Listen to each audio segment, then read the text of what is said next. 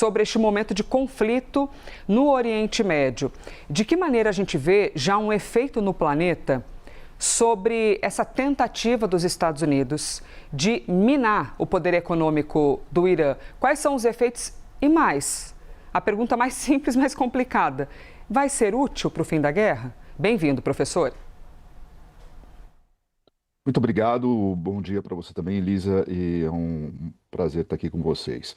Bom, esse ato do Donald Trump, obviamente, a questão do bloqueio do Estreito de Hormuz, agora por parte dos Estados Unidos, não causa apenas efeito militar contra o Irã, né? Está muito claro que o efeito está sendo sistêmico aqui, ou seja, está atingindo, inclusive, quem não faz parte dessa guerra, né? Como, por exemplo, a própria Europa, o próprio Brasil, os países aqui do sul global, entre outros países ao redor do mundo. E o próprio Estados Unidos acaba sendo afetado, né? Porque com o bloqueio também por parte dos Estados Unidos, navios que estavam passando do lado do, digamos assim, das águas territoriais ali do Irã e estavam pagando taxas ali para o Irã, na volta eles acabam sendo bloqueados pelos navios norte-americanos, né, pelos destroyers norte-americanos ali do outro lado. Conclusão, se já estava com um problema de gargalo ali na passagem pelo Estreito de Hormuz, a gente pode dizer que esse problema dobrou, ou seja, menos navios vão passar pelo Estreito de Hormuz, né? Ou seja, isso daí vai causar inflação no mundo inteiro, causa inflação inclusive nos Estados Unidos, ou seja, isso não vai prejudicar apenas o Irã, mas o mundo todo, né? Então, conclusão, não sei se essa é a melhor tática. Acredito que o que Trump deve ter por trás é que, como tática, né, ou como estratégia, seria impactar a economia chinesa, entre outras economias que não são aliadas aqui dos Estados Unidos ou do Ocidente, no caso. No caso da China, por exemplo, ao ser prejudicada, a intenção, o que me parece aqui, seria da China acabar pressionando o Irã politicamente a fim de que ele aceite os termos norte-americanos. Mas isso está se mostrando muito arriscado e não sei se a médio prazo, pelo menos, isso deve causar algum efeito, mas muito pelo contrário, algum efeito negativo aqui, inclusive para a economia norte-americana, né?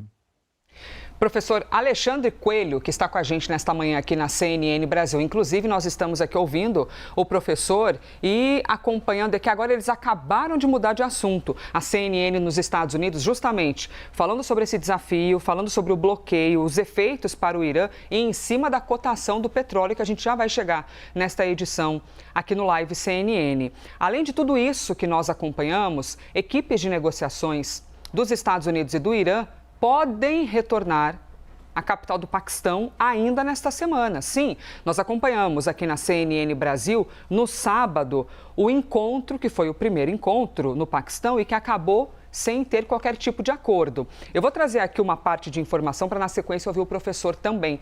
Uma fonte conectada com essas tentativas de acordo entre Irã e Estados Unidos disse ainda que uma data não foi definida para uma segunda reunião, mas que os dois países poderiam retomar as conversas já no fim desta semana. Vamos ouvir então o enviado especial de guerra para o Paquistão, Nick Robertson, que é ele quem conversa com a gente. Você ouve tudo isso legendado.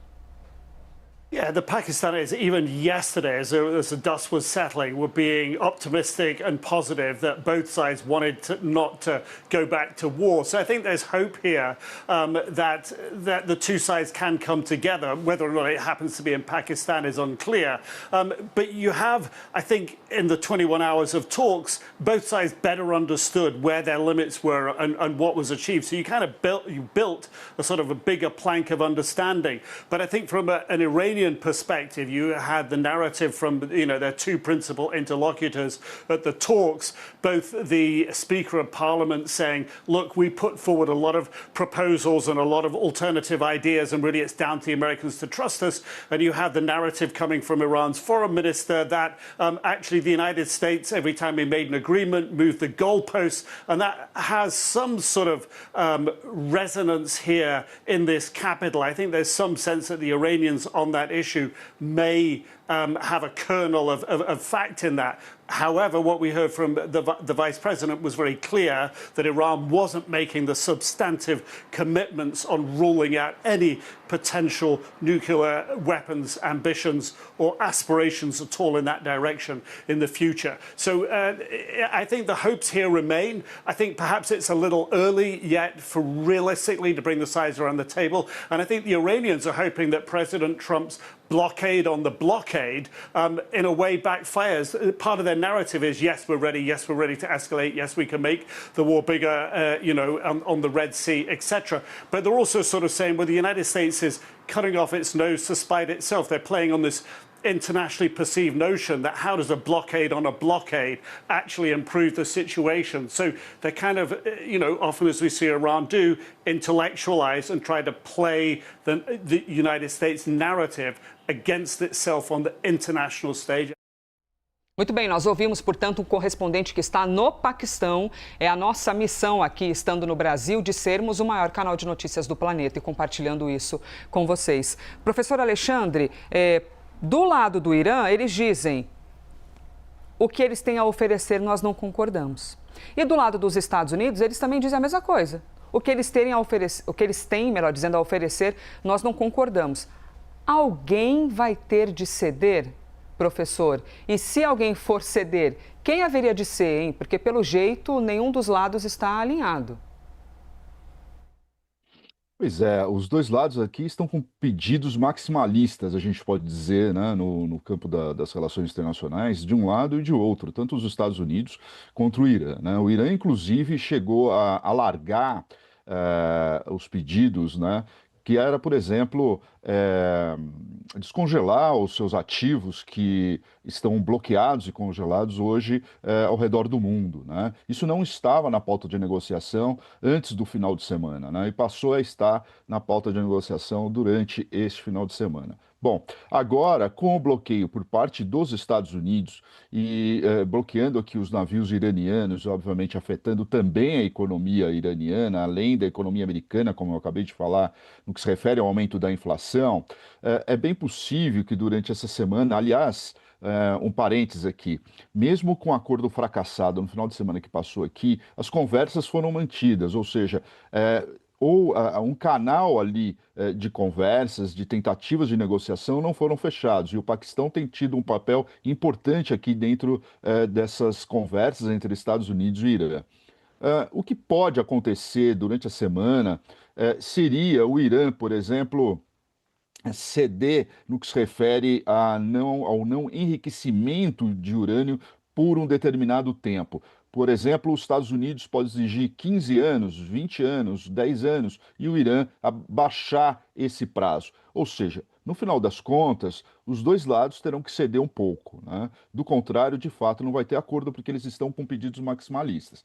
No caso do Irã, bem provável que para sair esse acordo tenha que deixar de lado alguns pedidos que surgiram do nada no final de semana. E por parte dos Estados Unidos, tem que entender que o Irã, de fato, não vai, de uma hora para outra, abandonar a possibilidade de enriquecimento de urânio, nem que seja daqui a algum tempo, né? Até porque o Irã ele tem aqui algumas vantagens do ponto de vista geopolítico, e entre elas a questão da arma nuclear, talvez no futuro, e, embora o Irã diga que não, mas talvez seja bem possível, ainda mais agora com um líder muito mais afeto à Guarda Revolucionária, muito mais radical que o próprio Ali Khamenei, que era o pai, né? Então, os Estados Unidos têm de entender que o Irã ele tem aqui algumas armas na mão para poder sobreviver, digamos assim, durante certo tempo, e ele não vai abrir mão disso, né? Professor, nós temos também uma notícia muito importante nesta terça-feira, que é uma reunião em Washington. Eu tenho aqui, inclusive, no espelhamento para mostrar para você que nos assiste. Se eventualmente você não tiver visto ou ouvido, vamos lembrar aqui, Israel e Líbano realizam negociações nesta terça-feira, dia 14, em Washington, nos Estados Unidos. Conversas devem ocorrer no Departamento de Estado e devem contar com a participação de Marco Rubio. Vamos, então, ouvir o professor sobre isso, porque, professor Alexandre, nós temos um cenário de guerra em que existe um cessar-fogo, porém, as movimentações entre Israel e Líbano não cessaram, continuaram ocorrendo. O que de interessante, de importante e palpável a gente deve ou pode acompanhar hoje, nesta terça-feira? Exatamente. Esse acordo, se ele surgir, ele é importantíssimo, inclusive para a eficácia do acordo entre Estados Unidos e Irã. Caso esse acordo envolvendo Israel e o Líbano, né, não saia, com certeza o acordo entre Israel e o acordo entre Estados Unidos e Irã sairá prejudicado. Agora, um parênteses, mais um aqui que eu acho que a gente tem que tomar cuidado quando se diz que Israel e Líbano realizam negociações nesta terça-feira. Israel tem de também incluir o Hezbollah aqui, porque se o acordo for tão somente com o governo libanês, o risco do Hezbollah voltar a atacar Israel e Israel bombardear o sul do Líbano é muito efetivo, o risco é muito alto. E isso acontecendo, consequentemente, o acordo entre Estados Unidos e Irã vai ser prejudicado. Qualquer ataque ali no sul do Líbano contra o Hezbollah ou vice-versa, né? Vamos pensar aqui em relação ao Hezbollah, vai causar, obviamente, uma paralisação de qualquer tentativa de acordo entre Estados Unidos e Irã. Então, a gente precisa tentar entender ainda melhor qual que é essa tática de Israel quando tenta fazer negociações com o Líbano. Precisamos saber se é com o governo libanês, se o Hezbollah está ou não está incluído nisso, porque se ele não estiver no futuro, daqui 15 dias, 20 dias, a desculpa vai ser: pois é, o Hezbollah está atacando, e o Hezbollah vai alegar que o acordo não foi com ele, mas com o governo libanês, diferentemente do grupo que é o Hezbollah aqui no caso específico, né?